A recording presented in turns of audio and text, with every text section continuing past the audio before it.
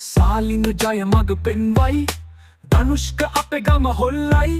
ශානක ජය කොඩි නංවයි කසුන්රූ වැඩ පතු කරයි සංජීවට මුළු ගමම බයයි නිහාල් විකට් පොළු ගලවයි සමන් කුමාරයි රොෂාන්තයි එවන පන්දු වෙඩි සැර පරදයි ටීනේජරස් කොල්ලො වසයි අපි මාදෙල් ගමුවේ